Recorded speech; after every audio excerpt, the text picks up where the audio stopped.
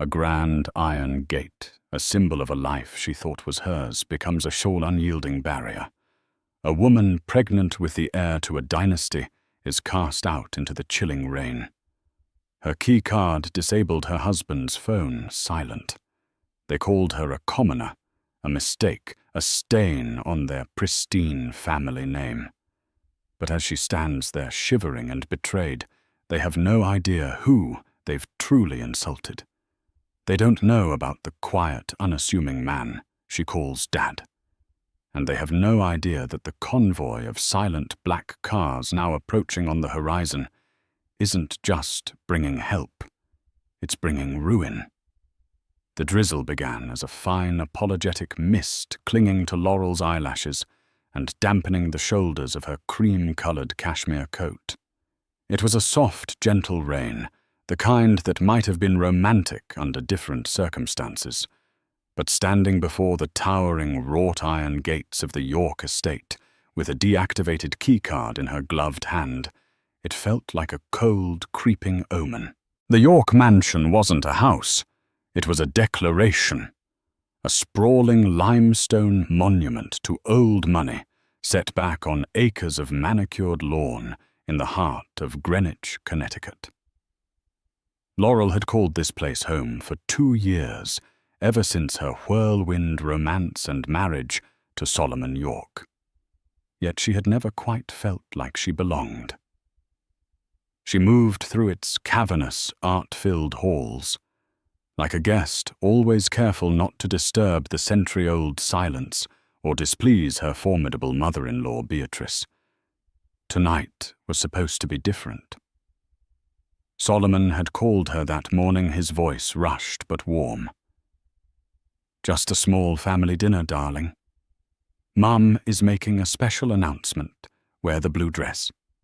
She had worn the blue dress, a simple but elegant silk sheath that beautifully accommodated her 7-month baby bump.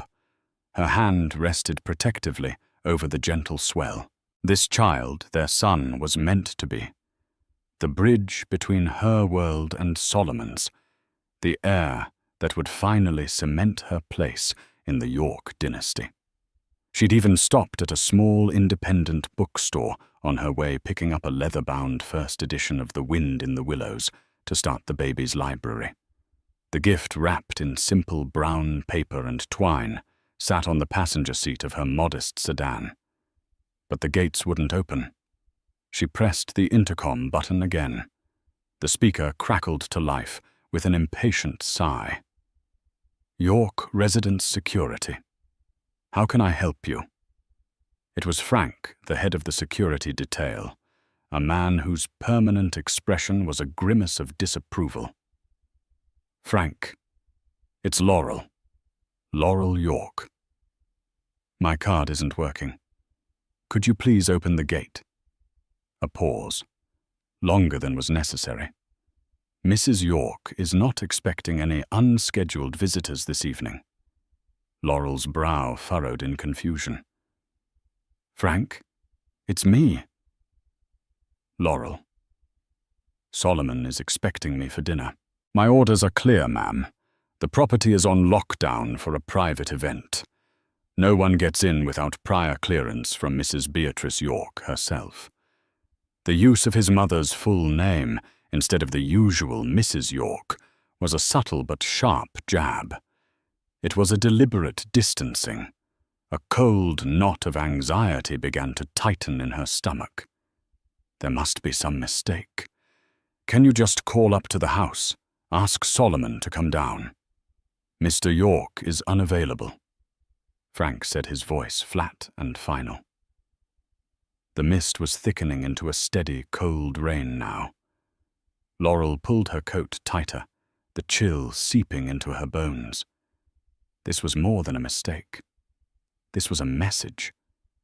For 2 years, she had endured Beatrice's thinly veiled insults, her condescending remarks about Laurel's humble background. Laurel's father, Robert Larson, was a widower who ran a mid-sized logistics company in the Midwest, successful and comfortable, but a far cry from the generational wealth of the Yorks, whose ancestors had been shipping magnates and railroad barons. Beatrice never let her forget it. Laurel was the commoner who had trapped her precious son. Laurel took out her phone, her fingers fumbling with the cold screen. She dialed Solomon's number. It rang once, twice, then went straight to voicemail. His inbox was full. A sick feeling washed over her. His inbox was never full. He was meticulous about his messages. She tried again. Straight to voicemail. She sent a text. Solomon, I'm at the gate. They won't let me in. Please call me. I'm getting worried. No response. The 3 little dots indicating he was typing never appeared. The rain was coming down harder, plastering strands of her brown hair to her cheeks. She could see the warm golden lights of the mansion twinkling in the distance, a beacon of a life from which she was suddenly, inexplicably exiled. Music drifted faintly on the wind, not the quiet classical music Beatrice usually preferred, but something more festive with the buzz of chatter and laughter underneath. A party. This wasn't a small family dinner. Humiliation, sharp and hot, pricked at the back of her eyes. She was 7 months pregnant with his child, standing in the rain outside their home, being stone-walled by the staff. She refused to cry. She was a Larson before she was a York, and her father had taught her that dignity was the one thing no one could take from you without your permission. Taking a deep, steadying breath, she pressed the intercom button one last time. Her voice was level, betraying none of the turmoil raging inside her. Frank, she said, her tone leaving no room for argument.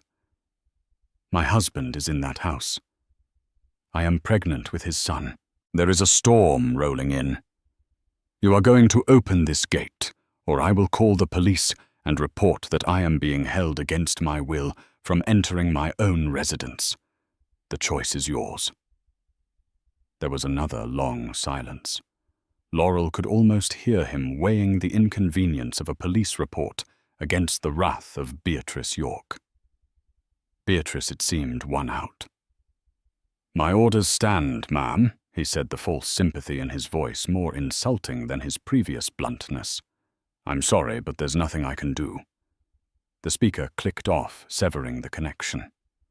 Laurel stood alone in the growing dark, the rain now a relentless torrent washing over a dream that was rapidly turning into a nightmare. The lights of the mansion seemed to mock her, so close and yet a world away. For 20 minutes, Laurel waited a lone, drenched statue in the glare of her own headlights. The hope that Solomon would suddenly appear, flustered and apologetic, dwindled with each passing second. The cold had seeped through her coat, her dress, and now seemed to be settling deep within her bones. It wasn't just the rain. It was the icy chill of realization. This wasn't a misunderstanding. This was deliberate. This was an execution. Just as she was about to give up and return to her car, a flicker of movement near the house caught her eye. A golf cart, the kind used to traverse the vast estate grounds, was zipping down the long, winding driveway, its headlights cutting through the sheets of rain. It came to a stop just inside the gate. 2 figures huddled under a large black umbrella held by a chauffeur stepped out. It was Beatrice York, and a younger woman Laurel recognized with a jolt of nausea, Veronica Davenport. Beatrice was exactly as Laurel always pictured her, tall, rail-thin, and immaculately dressed in a Chanel tweed suit that probably cost more than Laurel's car. Her silver hair was coiffed into a perfect, immovable helmet. Beside her, Veronica Davenport smirked, her perfectly glossed lips curled in a triumphant sneer. Veronica was everything Laurel was not, the daughter of a rival old money family, armed with a vicious wit and an Ivy League degree in being effortlessly cruel. She had always looked at Laurel as if she were something unpleasant she'd stepped in. They didn't approach the gate. They stood about 10 feet back, protected from the rain, forcing Laurel to look at them through the cold iron bars as if she were a prisoner. "Well, well," Beatrice began, her voice carrying easily over the downpour, dripping with condescending pity. "Look what the storm washed in. I thought the help had made it clear. You are not welcome here, Laurel." Laurel's heart hammered against her ribs. She kept her chin high. "Where is Solomon? I want to speak to my husband." Veronica let out a short, ugly laugh. "Husband? Oh, you poor dear. You still don't get it, do you?" Beatrice's smile was a thin, bloodless slash. "Solomon has finally come to his senses. He's realized the catastrophic mistake he made in marrying so far beneath his station. We are merely correcting his error." The world seemed to tilt on its axis. Laurel clutched the iron bars for support, the cold metal biting into her skin. "What are you talking about?" "We're having a baby." "You are having a baby," Beatrice corrected her sharply. "A child that will have no claim to the York name or the York fortune." "That thing you're carrying is a dead end. A branch on the family tree we are pruning this very evening." The cruelty of the words was a physical blow. Laurel felt the air leave her lungs. She looked past Beatrice into the warm light of the mansion and saw the silhouettes of people mingling, laughing, holding champagne flutes. The party wasn't for a special announcement. The party was for this, for her public banishment. "Solomon wouldn't do this." Laurel whispered the words, a desperate prayer. "He loves me." Veronica stepped forward, her eyes glittering with malice. Did he love the idea of slumming it for a while, a little novelty project? It was cute for a time, but he's back where he belongs now, with his own kind. She gestured from herself to the mansion. "Inside our families are celebrating his engagement. To me." The confession hung in the air, more brutal than any physical assault. Engaged, while his pregnant wife stood locked out in the rain. The entire narrative of her life, the love story she believed she was living, crumbled into dust. The shared laughter, the whispered promises, the tender moments discussing their unborn son. Had it all been a lie? A performance? "I don't believe you," Laurel said, her voice trembling but gaining a sliver of strength from the sheer shock. "Let me talk to him. If Solomon wants me gone, he can have the decency to tell me to my face." Beatrice sighed dramatically as if dealing with a tiresome toddler. "He has nothing to say to you. His lawyers will be in touch, of course. They'll be quite generous, I imagine. A check to make the problem. And the baby. Go away quietly. That's all you ever really wanted, wasn't it?" Tears finally welled in Laurel's eyes, hot and angry. Not tears of sadness, but of pure, unadulterated rage at the injustice. They were trying to buy her off, to erase her and her child, as if they were a simple accounting error. "I never wanted your money."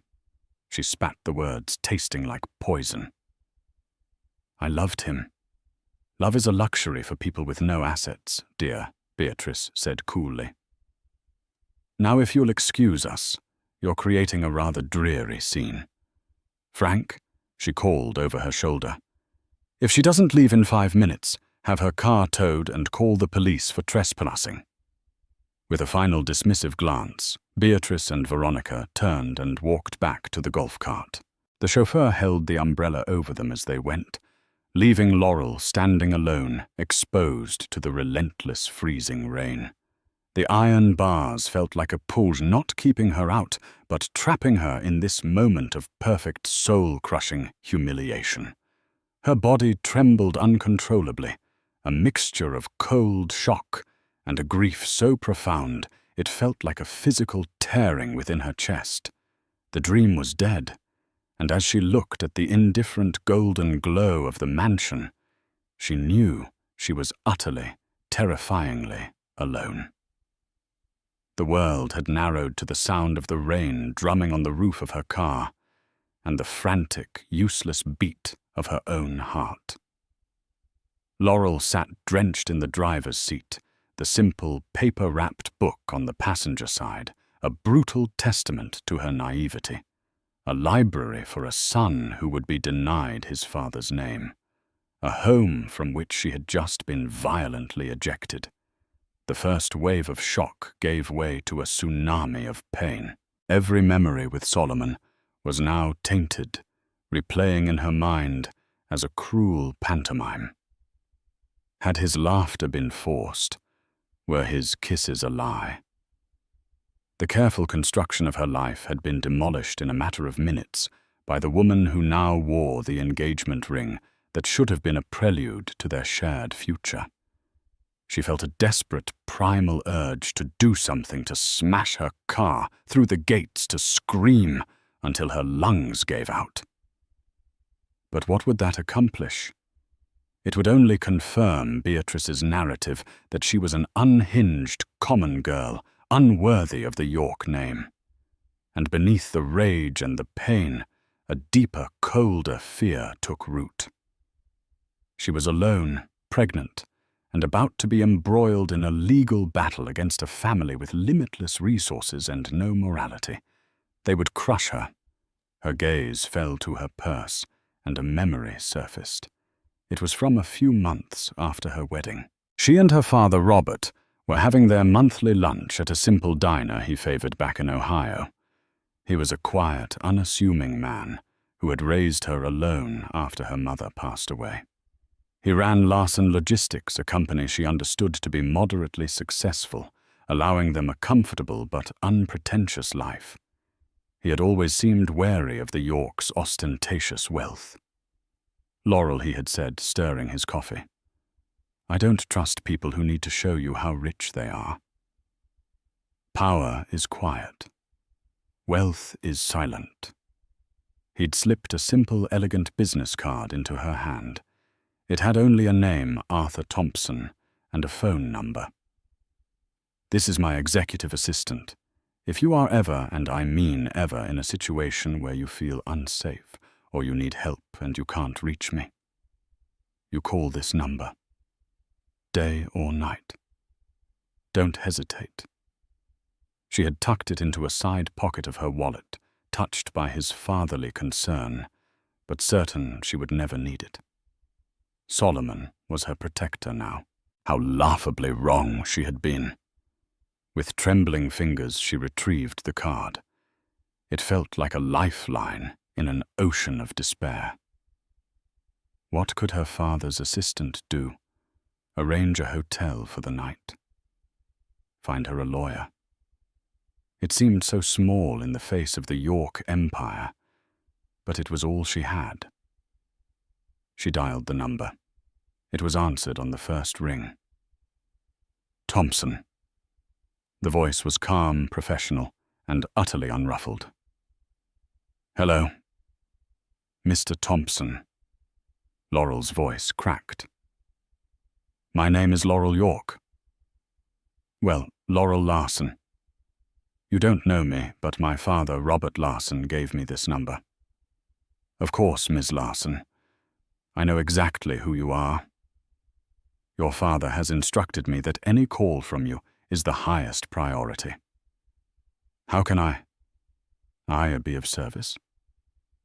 The term highest priority sounded odd, coming from the assistant of a mid-sized logistics man.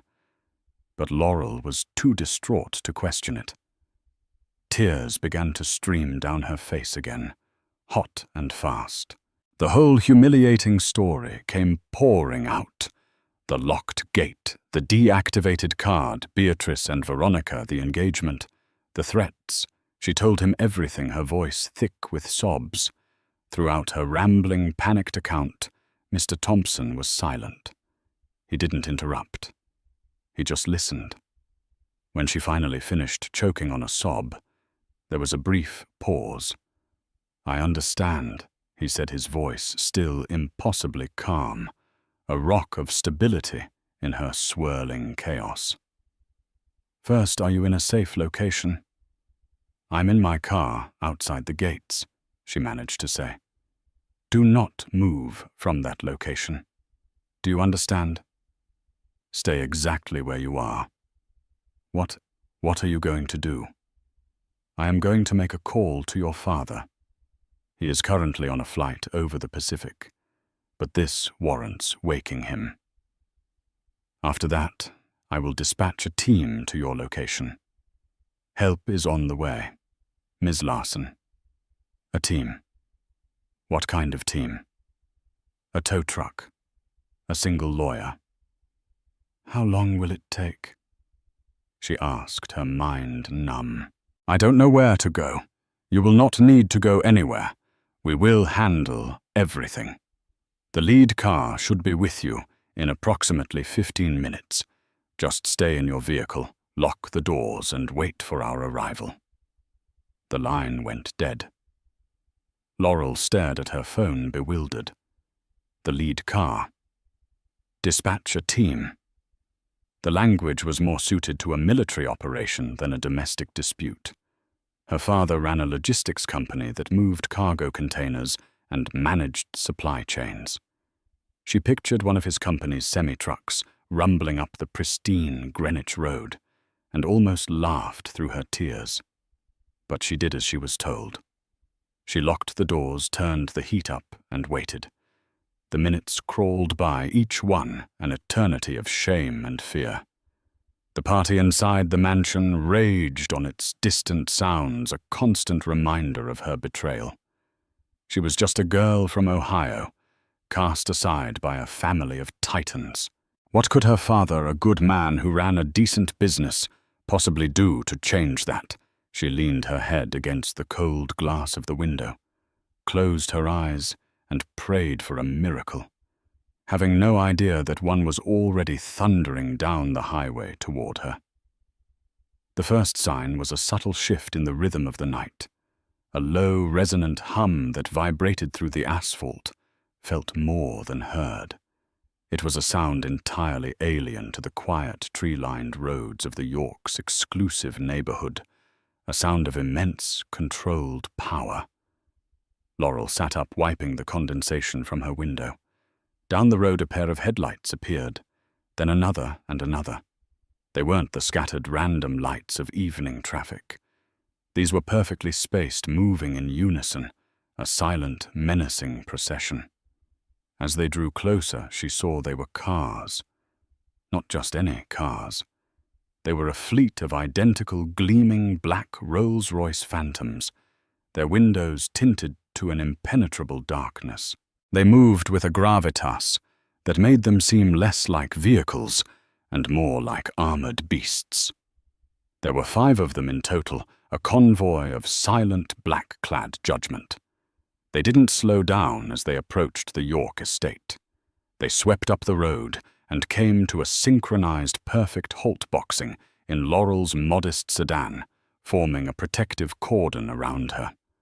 The lead car positioned itself directly in front of the massive iron gates, its iconic Spirit of Ecstasy hood ornament seeming to stare down the York family crest.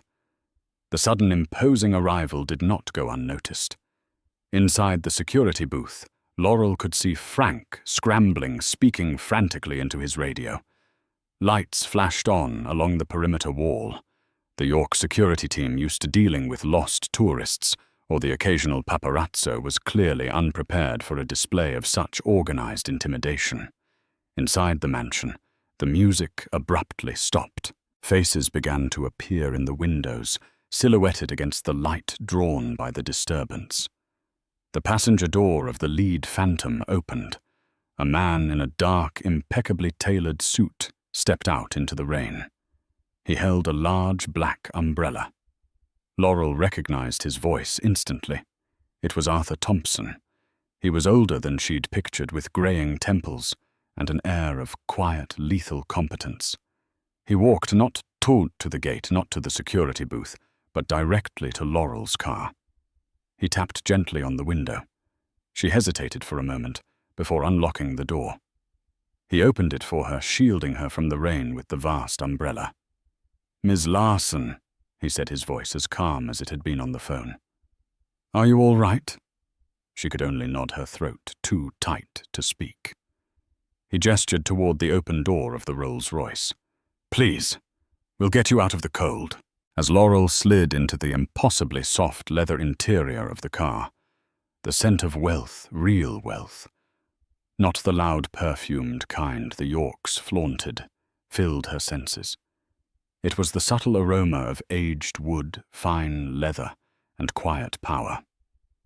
Meanwhile, a second man, equally well dressed, had emerged from the driver's side of the lead car and was now approaching the security booth. He didn't shout or make demands. He simply stood there, waiting. The commotion had finally drawn Beatrice out. Flanked by Solomon and Veronica, she stormed out of the front door, her face a mask of indignation. She clearly assumed this was some heavy-handed tactic orchestrated by Laurel. "What is the meaning of this?" She shrieked, her voice sharp enough to cut glass. "You are on private property. I am calling the police. Have this riffraff removed at once." Frank, looking pale and terrified, scurried from his booth to intercept the man from the lead car. "Sir, you'll have to move your vehicles. This is a private residence." The man didn't even look at him. His eyes were fixed on the approaching trio of Beatrice, Solomon, and Veronica. He simply handed Frank a business card. Frank glanced down at it. The change was instantaneous and absolute. All the color drained from Frank's face. His jaw went slack. His hands began to tremble so violently that he nearly dropped the card. He looked from the small piece of cardstock to the man, then to the silent, imposing fleet of cars, and finally to the back door of the lead Phantom, where Laurel was now safely ensconced. A look of pure, unadulterated terror dawned in his eyes. He spun around and sprinted back to his booth, his professional composure utterly shattered. With fumbling, panicked hands, he slammed a large red button on his console. The magnificent, imposing York gates, which had stood as a cold barrier to Laurel just minutes before, swung open with a silent, deferential grace. They opened completely wider than Laurel had ever seen them open, before an unconditional, desperate welcome. Beatrice stopped dead in her tracks, her mouth agape. "Frank, what are you doing? I gave you an order." But Frank wasn't listening. He was standing beside the now open gate, head bowed, drenched in the rain, looking for all the world like a condemned man awaiting the executioner's axe. The back door of the lead car opened once more. Arthur Thompson stood to the side holding the umbrella. And into the rainy Connecticut night, a man stepped out. He wasn't tall or physically imposing. He wore a simple dark grey suit, no tie. But as he looked toward the mansion, the entire atmosphere on the sprawling lawn shifted, charged with an authority that made the Yorks' generational wealth feel like children's play money. It was her father, Robert Larson, and he did not look pleased. Laurel stared at the man emerging from the car, her mind struggling to reconcile the two images. There was the man she knew, Dad, the quiet, kind widower who wore worn-out sweaters, enjoyed fishing, and ran a respectable logistics company. The man who would drive for hours just to fix a leaky faucet in her college apartment. And then there was the man standing before her, now Robert Larson. He stood in the rain as if it dared not touch him. The quietness she had always known was still there, but now it was not the quiet of simplicity. It was the quiet of absolute, unshakable power. It was the calm at the center of a hurricane. Beatrice, Solomon, and Veronica were frozen, baffled by this unexpected development. They saw a middle-aged man in a simple suit, They couldn't understand the deference of the staff, the sudden opening of the gates, the fleet of Rolls-Royces. "And who are you supposed to be?" Beatrice scoffed, recovering some of her bravado. Her father, the truck driver. Solomon finally found his voice, stepping forward. His face was a mess of confusion and dawning dread. He looked from Laurel safe inside the Phantom to the unassuming man who was her father. "Mr. Larson." "What is all this, Laurel? What have you done?" "Robert." Larson's gaze flickered to Solomon. It was a brief, dismissive glance, the kind one might give to an insect. His attention was fixed solely on his daughter. Mr. Thompson helped Laurel out of the car, draping a warm, dry cashmere blanket over her shoulders that someone had produced from within the vehicle. Her father walked to her, his eyes softening as he took in her tear-streaked face and shivering frame. "Are you hurt?" he asked, his voice low and steady. "I'm okay, Dad," she whispered, clutching the blanket. I don't understand." "You don't have to," he said gently. "I'll handle it now. Thompson, get her back in the car where it's warm. Give her some water." He turned to face the Yorks. The softness vanished, replaced by a gaze as cold and hard as granite. He didn't raise his voice. He didn't need to. The quiet intensity was far more terrifying. "My name is Robert Larson," he said, his voice cutting through the sound of the rain. "And you have made a grave miscalculation." Veronica laughed, a high, nervous sound. "A miscalculation?" "Your daughter tried to trap a York. We simply corrected the error. Now take your little gold digger and your ridiculous rental cars and get off this property before we have you arrested." It was then that Frank, the security guard, finally broke. He scrambled over to Beatrice, his face ashen with terror. "Ma'am," he stammered, holding out the business card with a shaking hand. "Ma'am, you don't understand. Look at the card." Beatrice snatched it from him, annoyed. "What is so important?" She stopped. Her eyes widened. She read the card, then read it again, her perfectly manicured hand starting to tremble. The name was simple, Robert Larson. But underneath, in small, embossed letters, was a title chairman and CEO. And below that, a corporate name that was the stuff of Wall Street legend Larson Global. Not Larson Logistics, the mid-sized company Laurel knew.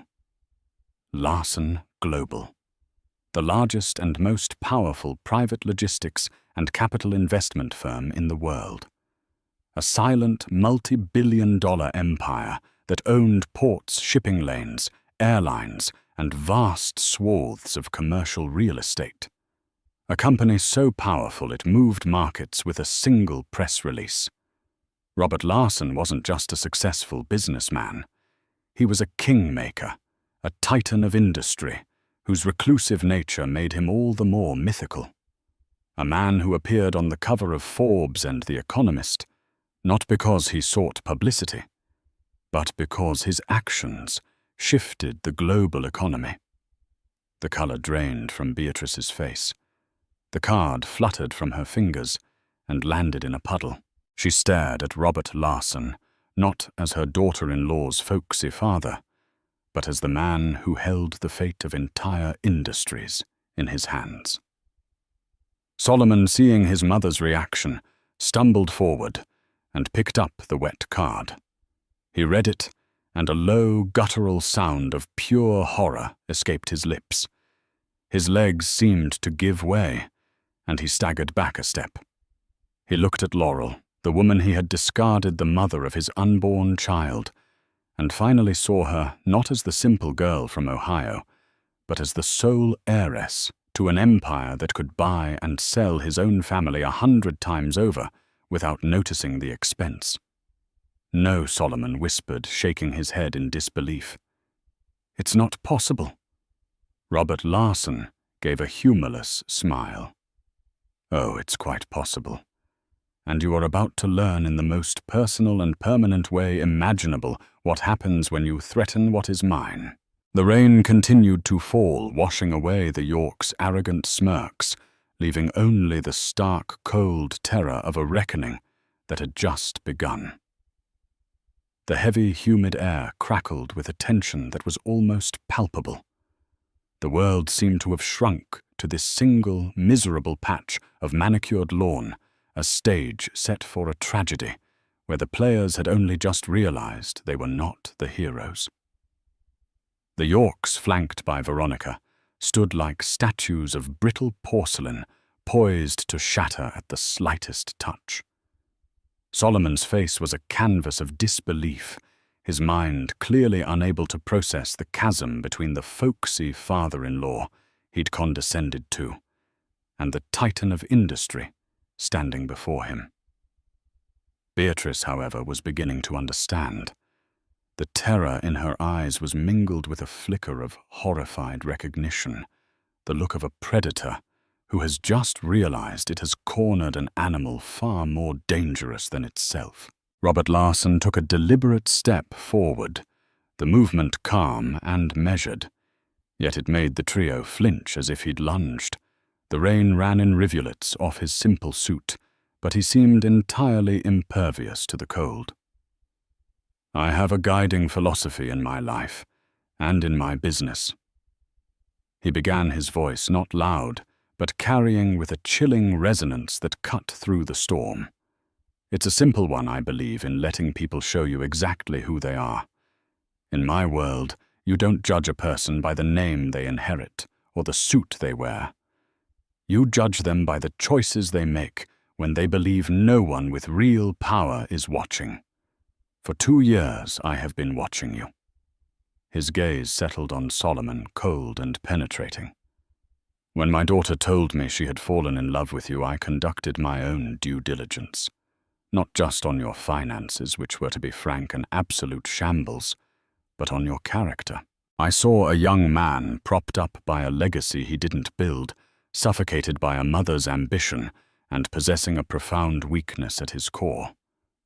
But my daughter loved you. For her sake, I hoped my assessment was wrong. I chose to invest in the possibility that you were a better man than your balance sheets or your bloodline suggested. Beatrice stiffened her voice, a reedy, defiant hiss. How dare you speak of our family's finances? York & Sons is a revered institution. Robert's lips curved into a smile that held no warmth, only a terrifying, predatory calm. Was Mrs. York? The correct word is was. An institution, like any building, is only as strong as its foundation, and yours has been rotten for over a decade. He began to pace slowly like a barrister, laying out an irrefutable case before a jury. Your late husband's disastrous foray into speculative real estate in Dubai.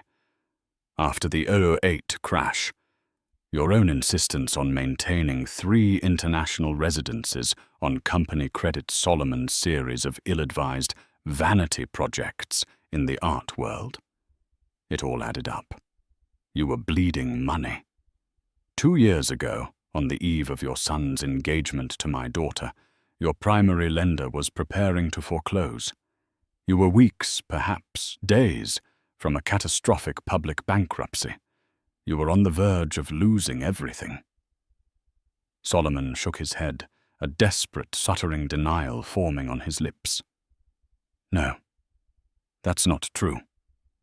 Our bankers restructured the debt. They assured us. Your bankers, Robert interrupted, his voice dropping to an icy whisper, were persuaded to sell your entire distressed debt portfolio for pennies on the dollar to a quiet little investment firm. A firm so discreet you never even thought to question who owned it. It was a simple, clean transaction. That firm is called Northbridge Capital Partners. He paused, letting the name hang in the air for a full, agonizing second before delivering the killing blow. It's one of my holding companies. For 2 years, Solomon, every mortgage payment you've made on this house, every quarterly report you've nervously filed, every line of credit you've drawn against. You have been sending your money to me." The revelation landed with the force of a physical impact. Solomon visibly staggered, his hand flying to his chest as if to keep his heart from bursting out. "Every dollar I funneled back into your failing enterprise." Robert continued, his voice, now laced with a controlled, righteous fury, "was an investment in my daughter's happiness. I was paying for the illusion that she had married into a stable, respectable family. I did it so that she and my unborn grandchild would have a secure home. An illusion that all of you have taken a sledgehammer to tonight." He stopped pacing and turned to face them, his gaze sweeping over each of them, dissecting their pathetic conspiracy. "You, Beatrice," he said, his voice dripping with contempt. "So obsessed with the purity of a name that you would orchestrate the emotional destruction of your own son and grandchild to protect it. You are a venomous creature, consumed by an arrogance so profound. You've mistaken it for strength." He then turned to Solomon. "And you. You are a coward, a weak, pliable boy, playing at being a man, so terrified of your mother's disapproval that you would betray your own wife, your pregnant wife, and disavow your own child. You stood by and watched as they subjected her to this medieval cruelty." Finally, his eyes fell on Veronica, who shrank back under the weight of his stare. "And you?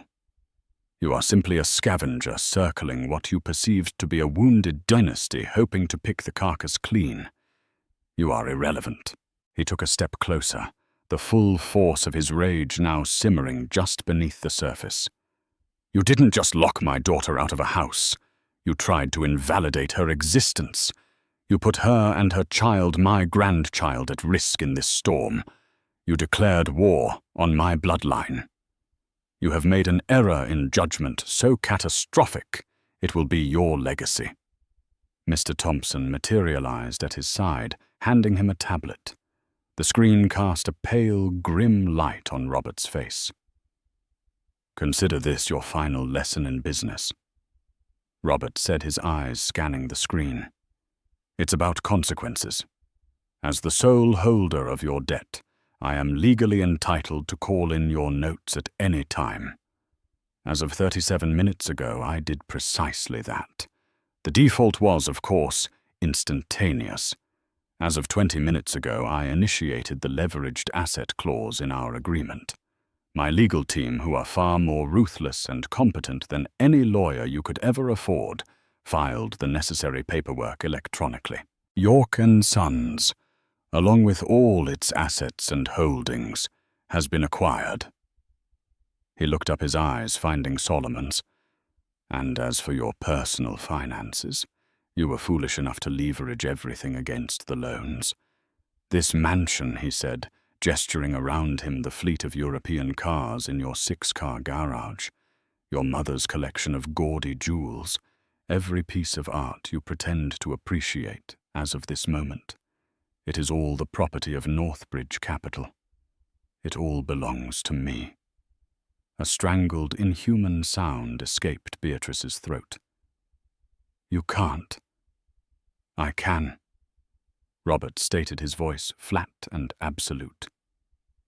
"And I have. My media contacts have already been briefed.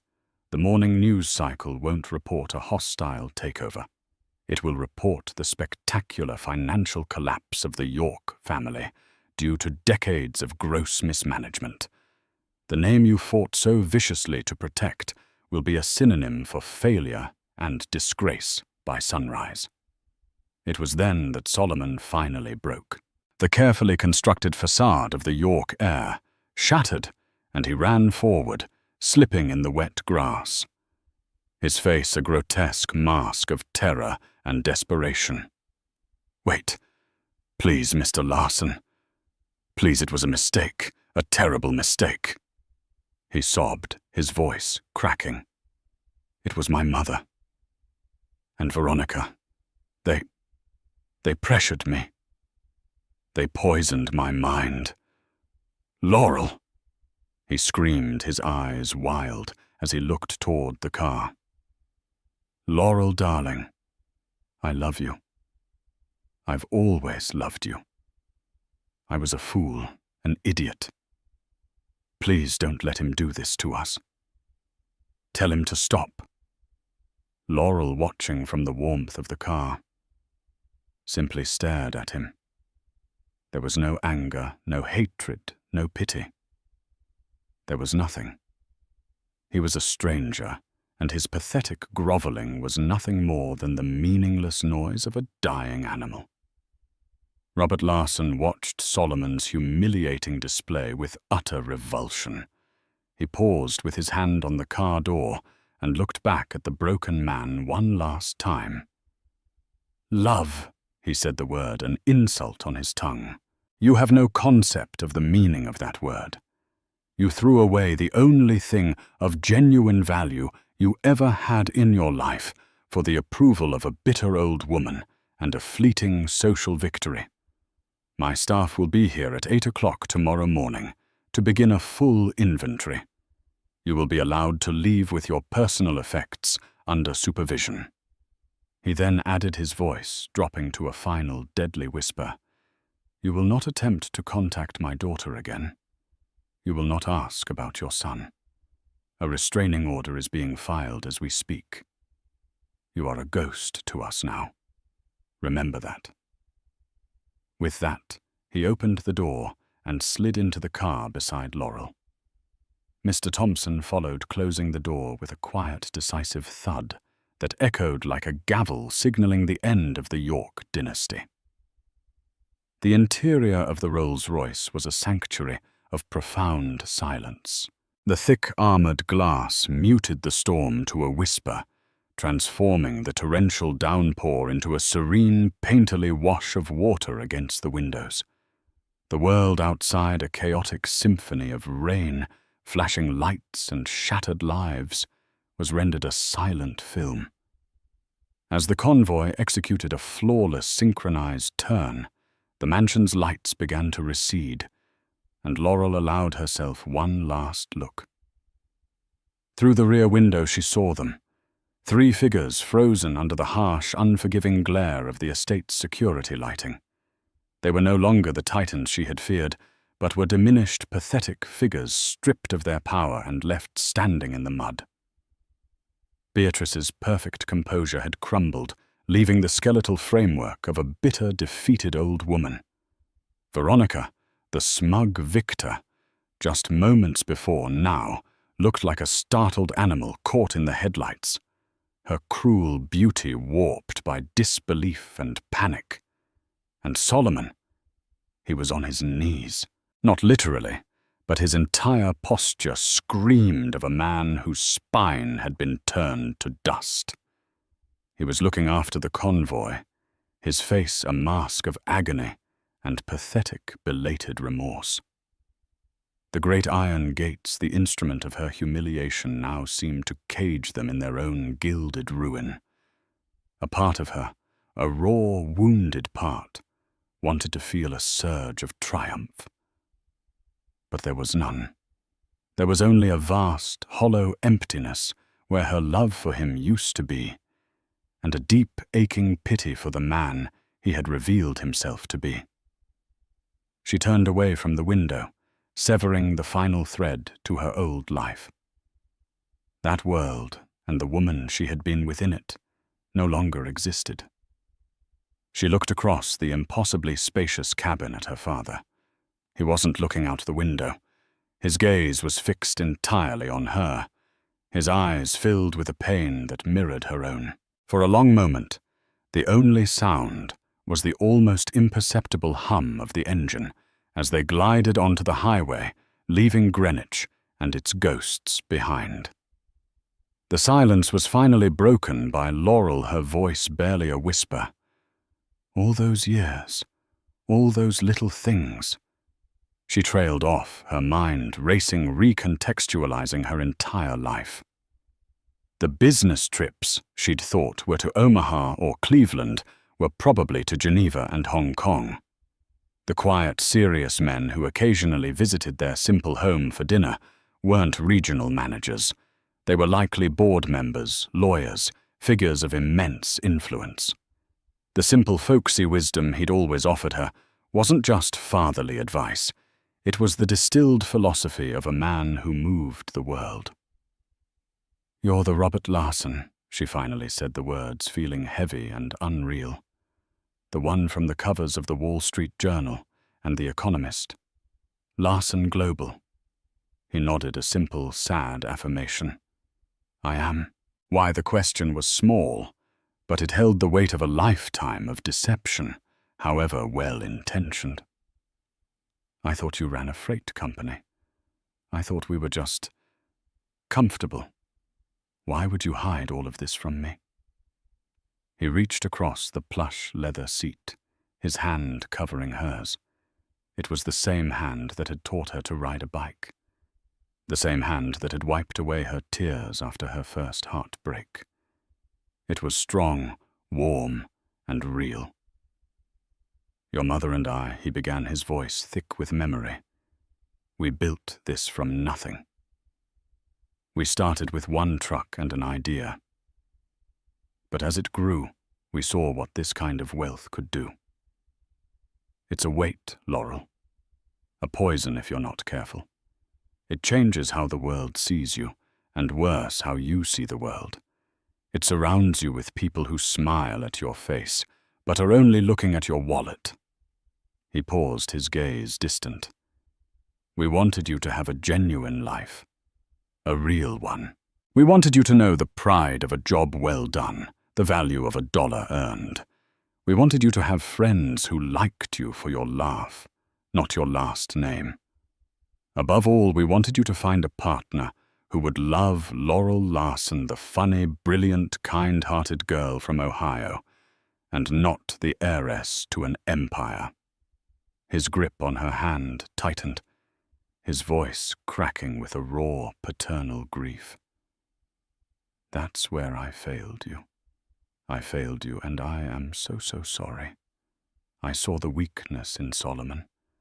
I saw the way he was swayed by his mother's vanity and the allure of his family's name. But you loved him. And I wanted to believe that your love, which is the most pure and powerful thing I know, would be enough to make him the man you deserved. I chose to trust your heart over my own head. It was my mistake, and my mistake put you and my grandchild in the path of their cruelty. It's a failure I will carry with me for the rest of my days." Tears streamed down Laurel's face, not of pain, but of a sudden, overwhelming understanding. Every sacrifice, every secret, it had all been an act of love. An attempt to build a protective wall around her childhood, to give her a gift she couldn't appreciate until it was gone normalcy. "No, Dad," she whispered, her voice choked with emotion. "It's not your fault. You taught me to be trusting, to see the good in people. I was the one who was blind to the truth." "You weren't blind," he corrected her gently but firmly. "You were in love. There is no shame in giving your heart to someone. The shame belongs entirely to him for proving himself unworthy of keeping it." As the city lights began to streak past the windows, a quiet chime sounded. Mr. Thompson, who had been a silent, stoic presence in the front passenger seat, spoke without turning. "Sir, the royal suite at the Mandarin. Oriental is secure and has been swept. Dr. Matthews is on standby to meet you there for a full wellness check for Ms. Larson and the baby."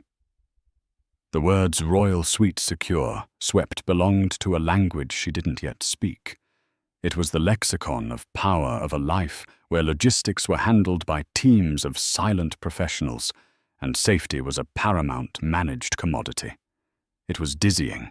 Just an hour ago, she was a discarded wife begging to be let into her own home. Now a world of unimaginable resources was being marshaled for her well-being. Her father saw the bewildered look on her face. "It's a lot to take in." "I know," he said softly. "We'll go slow.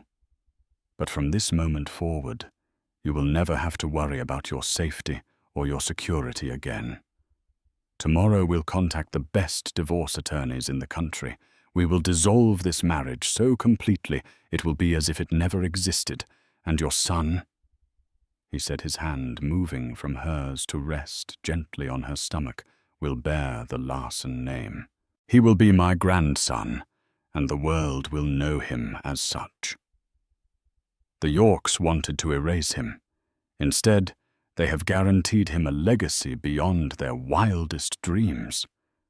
Laurel felt a gentle flutter inside her, a tiny kick, as if her son was affirming his grandfather's vow. A new strength, fierce and unfamiliar, began to kindle within her. The heartbreak was still there, a raw and tender wound, but it was no longer the all-consuming agony it had been at the gate. It was now just one part of a much larger story. Her story.